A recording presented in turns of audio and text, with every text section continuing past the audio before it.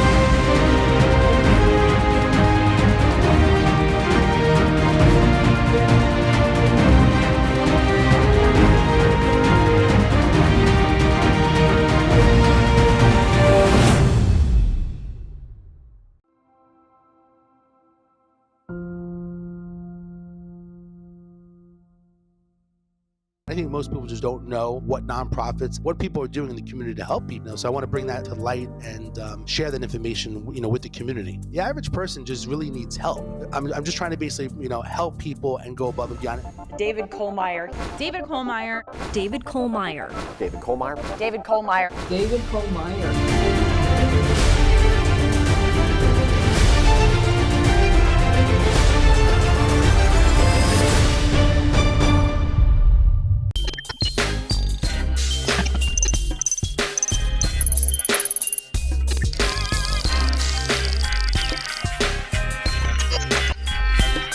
Videos where you have an officer basically around the neck area. These two retired Vegas cops now podcast hosts.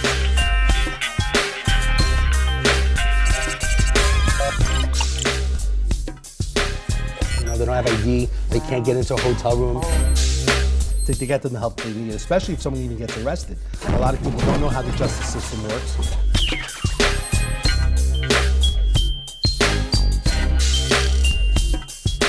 You guys have going on is necessary, it's needed.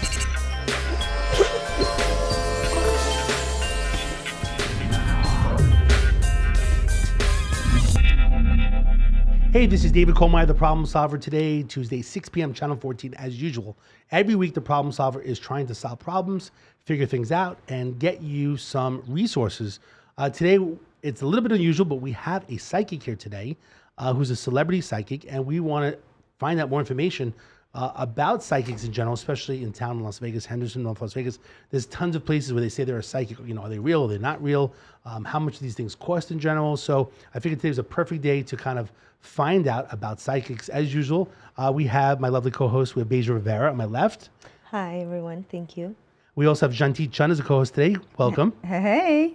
And then we have our celebrity psychic. We have Laura Powers. Welcome, Laura. Thank you so much for having me. It's my pleasure. So Laura has written about 8 books, correct? That's right. And I have here Angels, How to Understand, Recognize, and Receive Their Guidance, and then Diary of a Ghost Whisperer, which is a very unusual book. I feel like that one is more personal, yeah?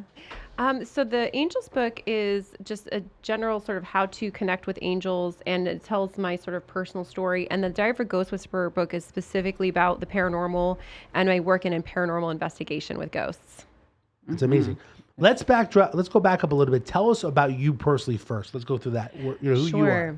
So ever since I was little, I've seen and sensed ghosts, very much like the kid in The Sixth Sense. And I thought I was crazy growing up until I connected with a friend of the family who saw a spirit that I had never told anyone about. So I knew at that point that he couldn't see something if it was my hallucination and I wasn't crazy.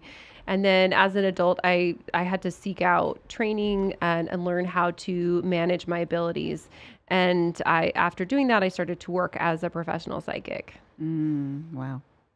Amazing. So how many years have you been doing it? I mean, you've been always kind of had that ability. Sure. But how long have you been doing it, like with people that want to find out more information about themselves? When did you tap in? Yeah. So yeah, I've been psychic ever since I was a child, but I've been a professional psychic for 11 years. That's a long time. How many people would you say, am I saying it right? Like readings in general? Is it readings? Yeah. I at one point I tracked, but I stopped tracking. I would say it's probably in the thousands at this point. Thousands, wow. Yeah. Have you always practiced here in Las Vegas? I moved to Las Vegas about 1.5 years ago, and most of my clients are actually over the phone or online, though I do see people in person as well. And I also travel and do clients and events in various parts of the country and also internationally as well. Do you feel one is better than the other? Like if you're having like a televisit or Yeah, being I in don't think person, that they're like, which one is better? necessarily one is better than if for example, you have a space clearing or, something that involves the physical location, it can be helpful to have me in person, but I even do those remotely as well. Especially a lot of times when people kind of connect with me in one way or the other, either in person or maybe they've seen me. You just on a know how to show. connect. Yeah, and then they're comfortable with, phone, or I do Zoom so people can get the visual as well. It's in you, it's on you. Yes. Yeah, and in the energy realm there's no space or distance. So I don't have to be in person. Right. It's interesting because I feel like I would never want to do, like, I hate when people say something, if I have like a business meeting somewhere and I say, let's meet, like, let's just Zoom. I just feel like it's like a chicken way out these days because of COVID, like not to meet. And to me, I feel like when we see each other, like I'm seeing you, I'm seeing your facial gestures. I'm like, wow, I like her or I like him. Right. And I feel their energy. I feel like you lose energy when you go through FaceTime or Zoom. I don't. I feel that, you can still see body language, you can still see facial expressions, and you can still hear tone of voice. Yeah. So I don't feel that there is too much disconnect. And she's way more Now, powerful than you, Dave. I feel like if it was a doctor's visit, if you're like mobility, things like that would be different. But as far as getting your point across, sharing information, right. I mean, that's what it was created for, right? It's interesting because she knows sign language, and I kind of feel like when she says physical, because she's more physical, she normally signs. I speak with my, So I kind of see what she says with that. Like with me, I'm more of a people person. Like, if actually these days, if someone doesn't want to meet me in person, I don't want to do business with them. If we can't meet in person and break bread together, then I just feel something's wrong with the person. Like I want to see you eating. I want to see you being human. So if they always try to avoid being around you in person, I would feel the same way. But like, say, I wouldn't just shut them off if the first meet with you guys had, were to be a Zoom. Yeah. I think that you should be more open. That or they don't like you or something, That's like having a boyfriend. That's like, why don't you just have a relationship just on Zoom? Like you just have a boyfriend. People do. I think that the nice thing about the technology is it affords people to connect that maybe otherwise couldn't. Like, I literally have clients in Dubai or, wherever where, that's just not going to be possible to at least meet regularly in person. So I think it's really lovely for that purpose. I do love meeting connection in person when I can. What's the normal reading that you do? Like how long does it take? I would say, I have sessions as short as 15 minutes, and then the longest is typically an hour and a half. But 30 minutes to an hour is pretty typical. Okay. What I want to do is when we come back for a quick commercial break, I want to find out, how do we know when a psyche is like legitimate? Great question. That's a great question. You see so many signs Really these days, important. like storefronts, like, psychic available or blinking light. And I'm like, $100, $200, $500 there. Save us from wasting our money, please. No, they Please, advertise Laura. less than that. Laura, Yeah. these are hard times. Yeah. Yes. So when Everyone's desperate for answers. So when we get back, Laura is going to fill the answers for those questions, which our viewers want to know because they see the signs and they need some answers. So we'll be back in a quick minute. Heaven forbid you or someone you love has found themselves within the legal system being accused of a serious crime. Yes, Ryan Helmig. Ryan, thanks for dropping off a book. Sean and I have had the chance to go through it, and this really is a very practical roadmap for anyone. The goal of writing the book is to help answer the questions that you've heard time and again from families or from defendants that are saying, what the heck do I do here? Simply just go to Amazon, or if somebody is in the area and they want to stop by my office. Ryan, thank you so much for sharing that. And it was fun to see you with all your mentors inside here as well.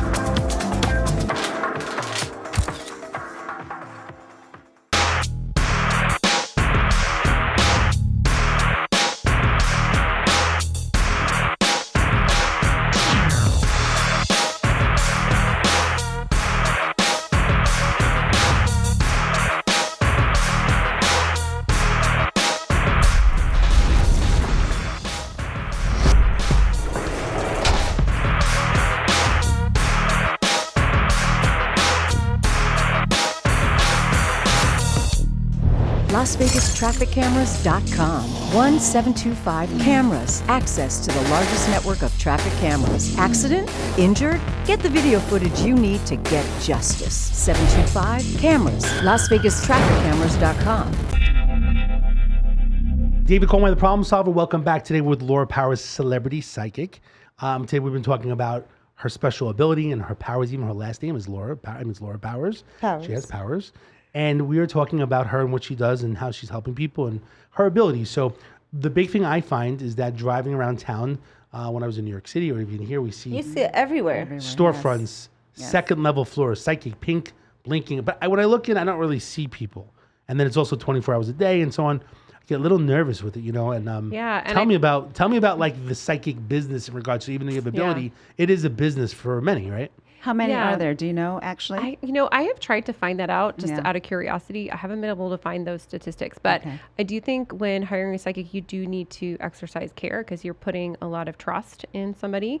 And there are a lot of, kind of charlatans and fakers out there. And I want to tell a story about this, which is I was wanting to change my credit card processor for my business.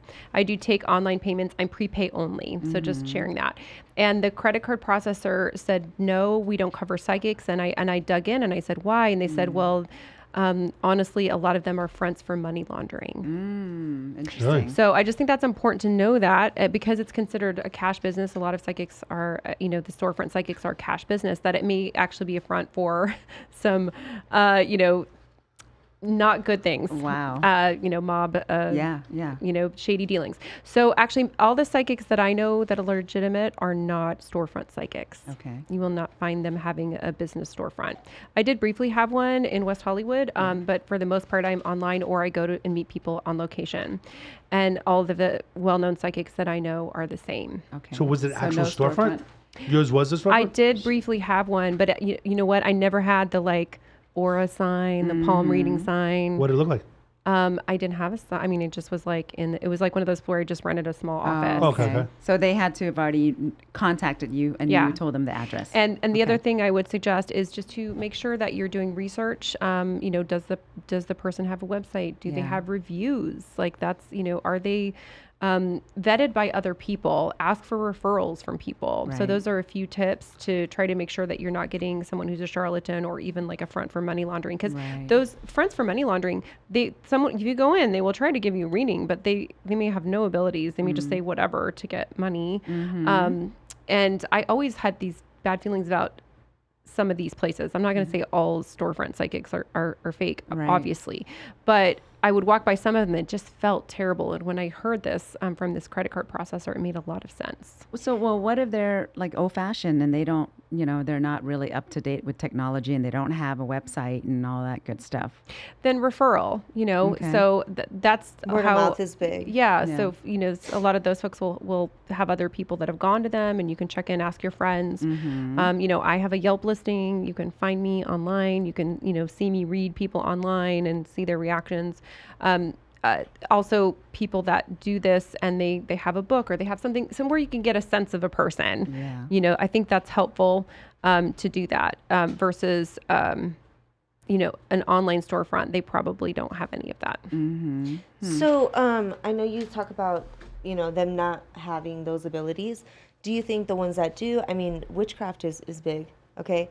I don't know if that ties into any of the psychic stuff, but do you think that a lot of them can bring like bad spirits? Like you could walk into something that ultimately would be detrimental to you? Absolutely. I think it's important to protect your energy. And I have literally, so I'm an expensive psychic. I'll just say that up front. Like I charge, I like lawyer amount. I'll just say that. Charge lawyer rates.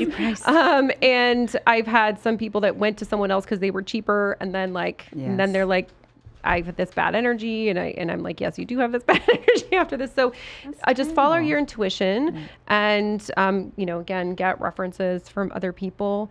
If anything seems suspect or shady, just honor that, and trust that gut feeling. I really believe in that gut feeling. Like if you have a bad feeling about a person or situation, then don't move forward. Right. Thank the higher power we were born with that, honestly. Yeah. And also I want to be clear that just because someone's expensive doesn't mean that they are, fake, but there's a certain point, this whole, one common scam is like, there's a curse on you. And if you don't pay $10,000 or something for the cleansing. Yes. So there's certain kind of language to watch out for. Right. Yeah, I'm always a little leery when they want to clean you. What? When they want to clean you. Yeah, exactly. We can clean you in the back. Yeah. $500. That's the language. Yeah. So, and I've gone to quite a few, and I go to maybe one a year now, just watch out, and I'll just watch the whole year to see what's happened. Any kind of cleansing you should look out for that you shouldn't do? Like you would have. How would you know? I think a cleansing, they're doing it. Yeah, can be helpful, but again, just feel into it. Does it feel good to you? And also, I would be wary of anyone like if somebody was slapping you with a chicken, because that's some witchcraft. Yeah. Like what is it? Unless you're into bestiality, I don't think that might be. No, well, it's a thing, And I would be wary of anyone who approaches you. Right, because that's a pretty common scam. And I'll literally have them come up to me and be like, "There is a message." I'm like, "I'm a psychic. Like, get away from me." Yeah, that happens in the casinos a lot. They just come up to you and go, "I have a message for you." Yeah. Yep. Mm-hmm. So what we're gonna do is, in regards to being taken advantage of by different people that are psychics, when we come back, let's talk more about that. Educate people about the signs of when a psychic is trying to take advantage of you. So we'll be back in a quick minute.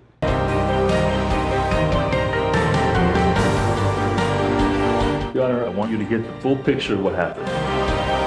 The real world is sometimes complicated and messy, and so can be criminal justice system. My name is Ryan Helmick. I'm a criminal defense lawyer here in Las Vegas.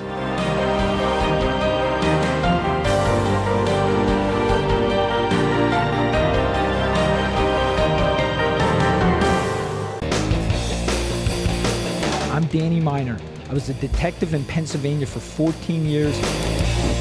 We all watched the movie Casino, right? Which was based from Vegas here. It's a true story. Who knows how many people are in that desert in LA?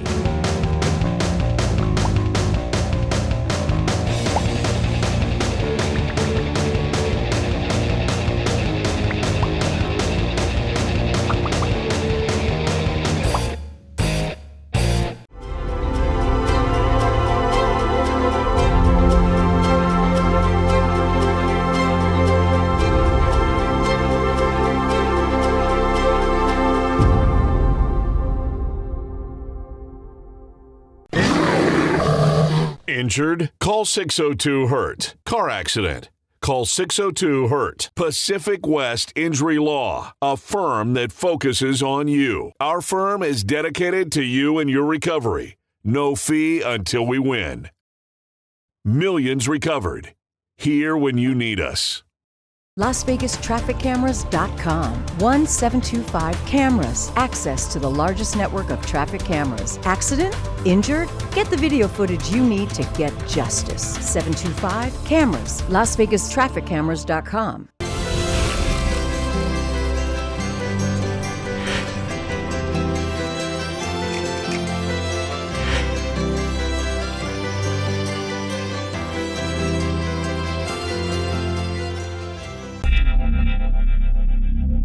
Hey, it's David Coleman, the Problem Solver. We're back here talking to Laura Powers in regards to her being a celebrity psychic and her psychic ability in general. One of the things we wanted to ask in regards to people being taken advantage of and also being a victim of psychics that are trying to take money or jewelry or gold or different items like that, how can the people be prepared? Not prepared. Is it prepared? What am I saying? Or just be aware. I guess be aware. Be When- aware to protect themselves in general. Sure. What's your take on When somebody's trying to how scam how do you you. know it's too much? Like, would you ever ask, like, can you please take some gold and bury it behind your house, directly by your pool? Right. So No, that not we your can- house, their house. Yeah. You have to give it to them. Yeah. No, Yeah. I would be aware of anyone who's asking for jewelry or gold. I personally would suggest going to someone who takes payment the way that most businesses take payment, meaning not just through cash, you know. So I have, you know, you can pay on my website with a credit card or with PayPal. You know, if something does occur, you can, you know, address it with your payment method. If someone just takes cash, you're kind of out of luck if there's something that goes wrong there, or if you suspect that there's something, you know, bad going on. So someone who has a legitimate business set up, they're operating as a business, anything that I think would be not a normal kind of business practice, I think should raise some red flags, like burying jewelry. Right, yeah. If someone Give me in some another gold. business were to suggest that you do that, I think you would be like, that seems odd. Or anybody touching you, do you think that's something too? Like anybody like putting their hands on you? I think, yeah, that could be a red flag. There are some psychics, like for example, do a seance, and you know, touching is part of it, but it just depends on the That's hand holding. But it depends on the circumstance. Some psychics work through psychometry where they hold something, you know, usually an object, and get information. But in my case, like I work over Zoom or phone. I don't need to be in person. The other thing that's coming up is just how do you feel about them as a person? And also, I would avoid anything that involves, you know, cursing or bad. Like I remember when I lived in LA, I would literally have people reach out to me and say, you know, do you do curses or kind of love spells? And I was like, no, I don't get into any of that. That's what I was talking about. Yeah, because that's inviting all the negativity. Yeah, some of these things can be done, but like I believe in the law of karma. I'm never going to like purposely send some negative energy to someone, nor would I suggest for someone else to do that, because that'll come back on Or them. try to convince somebody or to love you, or put a spell on somebody to love you, like going against their free nature. will. Yes. So you're saying that you could do it, but you won't do it. Yeah, I believe these things can happen, but I would never do that. And you don't But feel... you could. You personally could. I believe that anybody can, but a person's ability to kind of be impacted by a curse, I think, also has to do with their boundaries. So I want to make that clear. So if someone has poor boundaries, they're more likely to be impacted by something like that. And when speaking to the dead or past lives or anything like that, do you... Speaking of past lives, speaking with the dead, anybody, you know, who's deceased now, do you feel like there's a certain boundary? Do you feel like you cross that boundary as like you would With her powers, you mean? Correct. No, I mean, I only communicate with those who want to be communicated with, or when their loved ones want to. Right. And I think I mentioned this before, but I would be aware of anyone who comes up and says, oh, they have a message for you, and you're not like seeking that out. It could, not always, but it could be a red flag. Right. Okay. You know, I'm sorry. Go ahead. No, you go ahead. No, you go ahead. No, I was going to say that. Well, you know, when people seek out a psychic, or when we go see one, it's because we're going through something in ourselves. If you're actually okay and happy, and life is actually well or going good for you, you don't go to see a psychic. Well, I would say usually, that's right? I would say That's that's true. not always true. No? Yeah, I think. I mean, wouldn't say for me, desperate. yeah, for me, I've only gone to see psychics when I needed some kind of answer or resolution or something, or to and solve I don't something. want to say like somebody's desperate, but I feel but that's what I mean by that is that's when they can take advantage of you, the ones that are trying when to you're looking because you're for seeking something. answers, and You're so they feel it, and they're like, okay, this is all right. She's desperate with this thing, and you're going to tell them what you want, whether already. it be relationships, because they could see it on you. Yes. Yeah, I agree.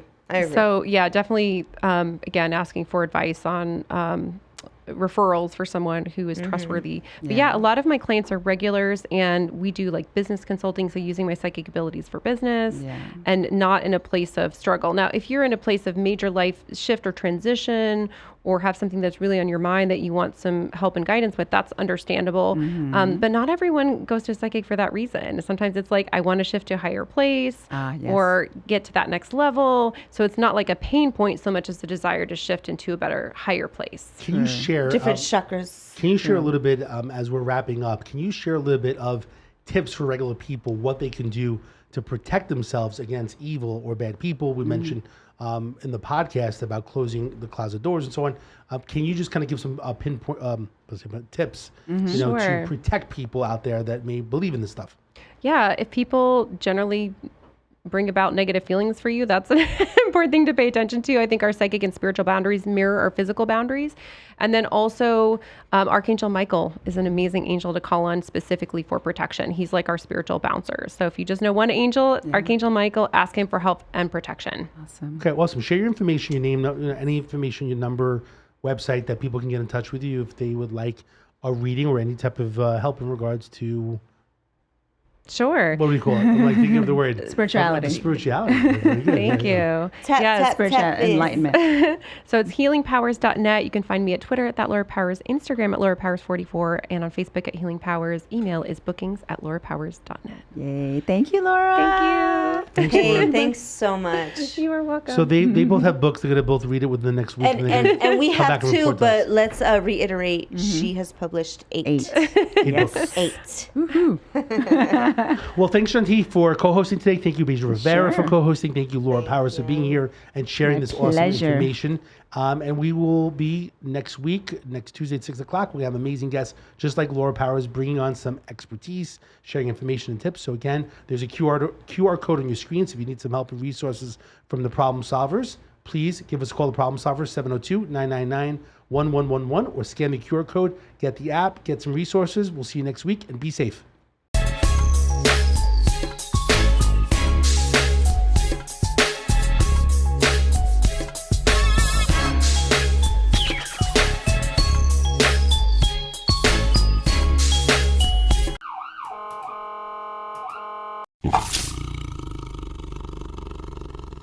Our attorney, Ryan Helmick. Why is it so important to have an attorney in your corner? The state of Nevada is represented by the prosecutor, who is an attorney. And so an individual that is charged with a crime should likewise be represented to level the playing field. And as well, you want to have somebody who has experience in dealing with these types of cases, knows what type of evidence that needs to be put forth, what type of story needs to be told to the jury in order for them to see all the facts and the circumstances surrounding the case.